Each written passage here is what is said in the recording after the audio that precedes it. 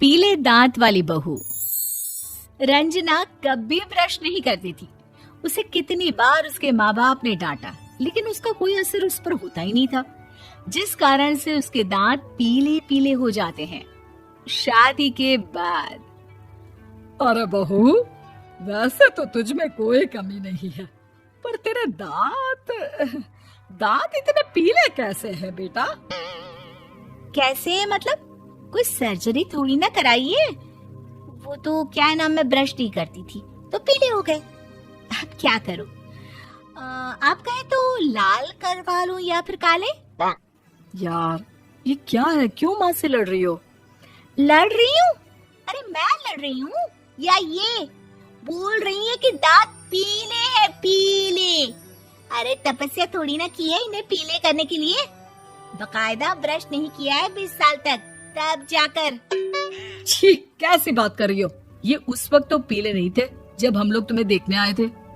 अरे तब साफ करवा लिया होगा डेंटिस्ट के पास जाकर। अब देखो कैसे पीले पीले लग रहे हैं। रंजना सास की तरफ गुस्से से देखती है। फिर शुरू हो गई पीले पीले पीले।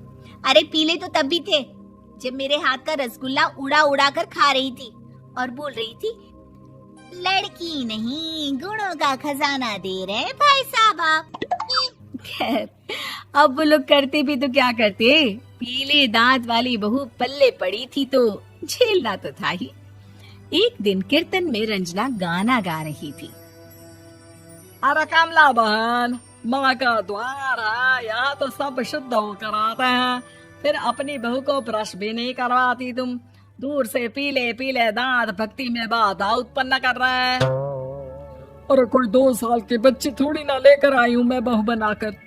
अच्छी खासी लड़की है, अरे कैसे करवाऊं ब्रश? ये तो उसे खुद करना चाहिए ना। अब माँ बाप तो इसके जैसे तैसे निपटा दिए, ये नहीं सोचा कि सास कैसे संभालेगी। सास बहू को लेकर घर आ जाती है, लेकिन सोच लेती है कि अब इसे लेकर कहीं नहीं जाएगी। अगले रोज बहू कहती है, अरे क्या हो गया, मंदिर नहीं जाना क्या? कीर्तन का वक्त हो रहा है। मेरी मधुर वाणी से कान्हा जी जागते हैं और सोते हैं। आप तो जानती है ना उनकी भक्ति में कितना मन लगता है मेरा। वो क्या है ना, तबीयत ठीक नहीं लग रही है मेरी, आराम करूंगी मैं। तबीयत ठीक नहीं लग रही?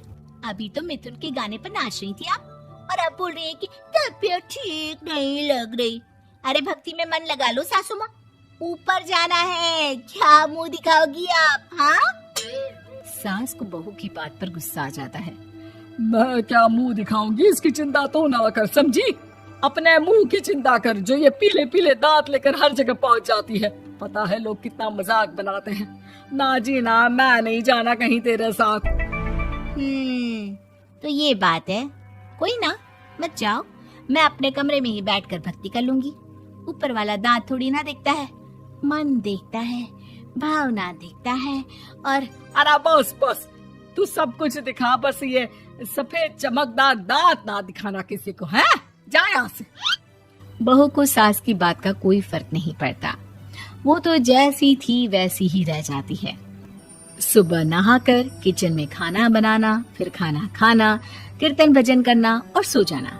एक दिन, माँ जी मैं सहेली के घर जा रही हूँ, शाम को लेट आऊंगी।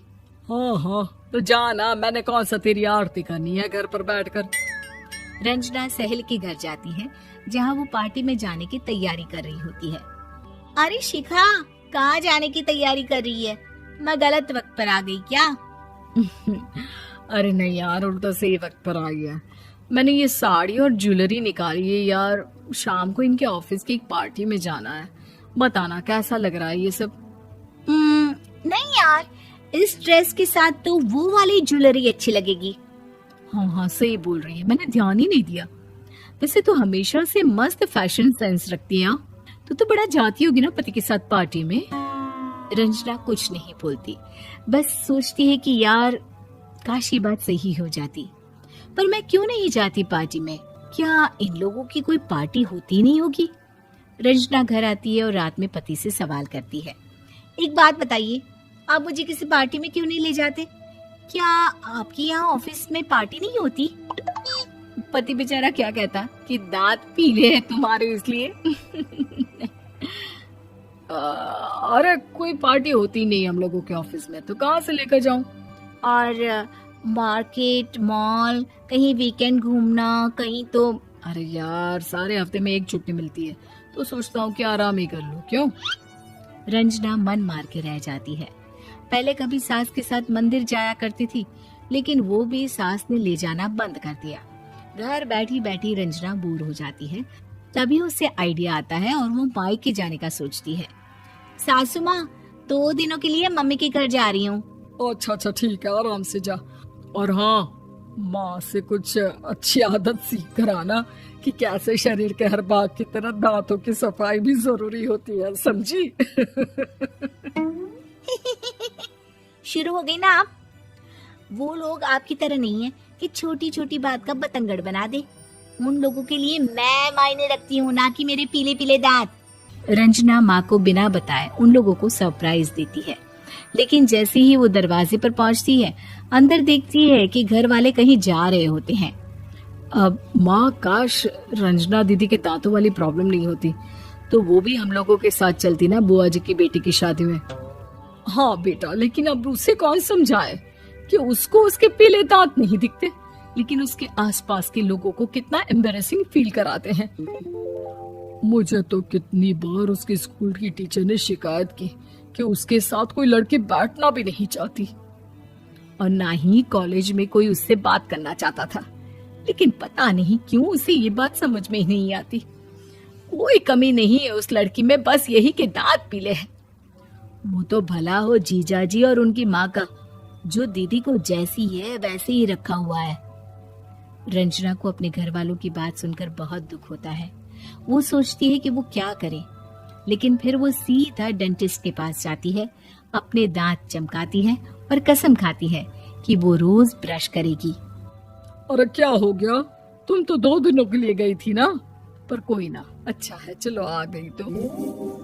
रंजना सास के सामने आकर खड़ी हो जाती है और पूरी स्माइल करती है, उसके चमकदार दांतों को दिखाती हुई। हैं? चले मंदिर। माँ, मुझे माफ कर दीजिए, मैंने आप लोगों को बहुत एम्बैरेसिंग फील करवाया। मैं आज से रोज ब्रश करूंगी।